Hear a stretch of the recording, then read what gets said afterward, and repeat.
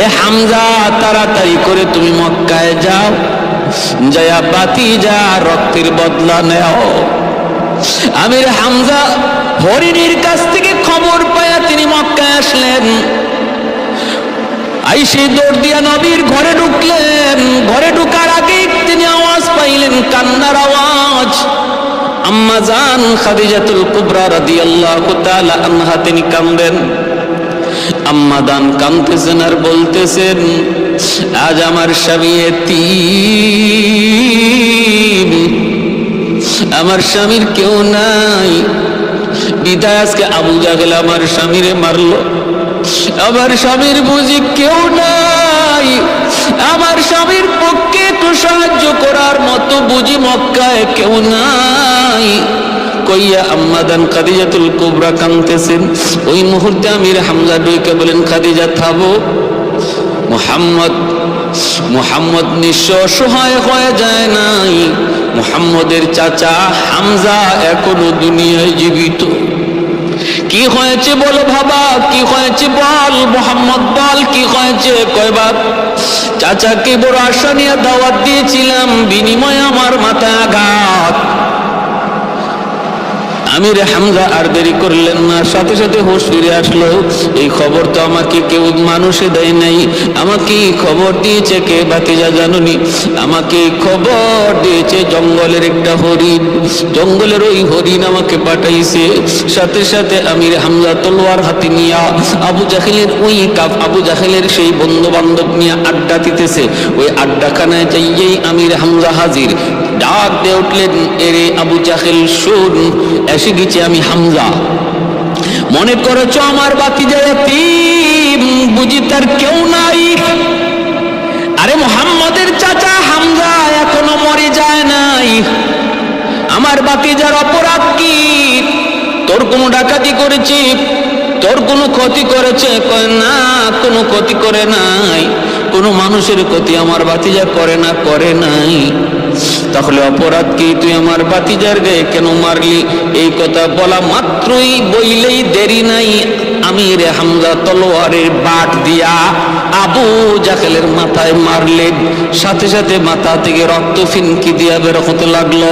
আবু জাহেল কয়, হামজা একটু থামো থামো। কে থামাতামি? আগে বসে দিছেন ওর মাথায়, ফিনকি দিয়ে রক্ত বের হয়। সাঙ্গপাঙ্গগুলি তারা দাঁড়ায় হামজার গায়ে হাত তোলার জন্য। আবু জাহেল রক্তাক্ত অবস্থায় মাথায় হাত দিয়েও কয়, থাম, তোরা কেউ হামজার গায়ে হাত উঠাইবি না, কারণ তোরা কেউ না চিনলো আমি হামজারে খুব ভালো করে চিনি। বিপদ আর বাড়াইও না, আগুন যদ্দুর আছে অদ্দুরই রাখো, আর বাড়াইও না, আর চেতায়ও না।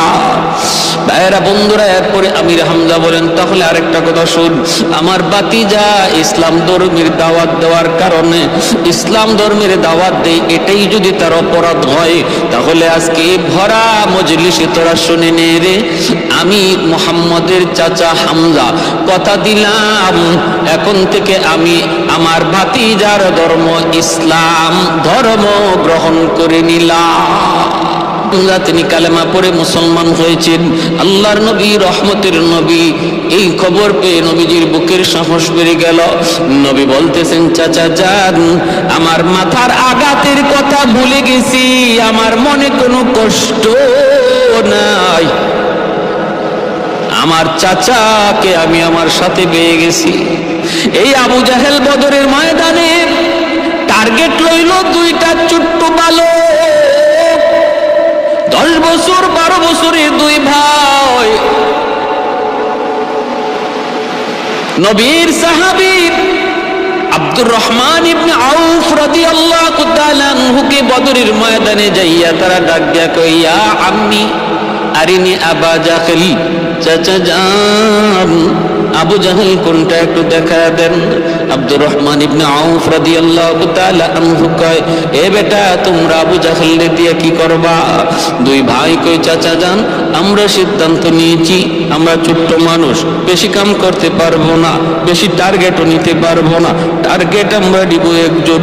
দুনু ভাই আমরা একমত, টার্গেট আজকে আমাদের আবু জাহেল।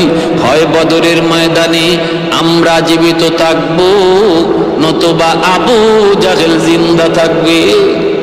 ওই যে দেখো ঘোড়ার পিঠে সওয়ার, বড় বড় বড় বড় ধমকি দিচ্ছে, আওয়াজ দিচ্ছে, শাউট করছে। ওর নামই হলো আবু জাহেল। ফাঁকে ফাঁকে ফাঁকে ফাঁকে ফাঁকে ফাঁকে দুনো ভাই কোন রকম আবু জাহেলের ঘোড়ার কাছে যায় হাজির। এক ভাইয়ের হাতে, দুনো ভাইয়ের হাতে খেজুরের ডাল। এক ভাই খেজুরের ডাল দিয়া আবু জাহেলের ঘোড়ার পায়ে মারলেন, সাথে সাথে আল্লাহ পাক খেজুরের ডালটাকে তলোয়ার বানায় দিলেন। পা কেটে গেল, আবু জাহেল দপার দিয়া মাটিতে পড়ে গেল। আরেক ভাইয়ের হাতে ছিল আরেকটা খেজুরের ডাল, উনিও আর দেরি নাই, আল্লাহু আকবার বইলা আবু জাহেলের বুকে বসায় দিলেন। ওই ডালটারও তলোয়ার বানায় দিছেন আল্লাহ। মুহূর্তের ভিতরে আবু জাহেল খতম। এইদিকে ভাইরা বন্ধুরা, নবীর সাহাবী হযরত আব্দুল্লাহ ইবনে মাসউদ রাদিয়াল্লাহু তাআলা আনহু তিনি দেখতেছেন, হায় হায় হায়, কি ব্যাপার, ছোট্ট দুই বালক আবু জাহেলের মতো অহংকারীর মাটিতে শোয়া দিছে। দৌড়ায় তিনি কাছে আসলেন, আবু জাহেলের বুকের উপরে পয়সা বলতেছেন, একটু বল তো দেখি, কে তোকে খতম করেছে, কে কত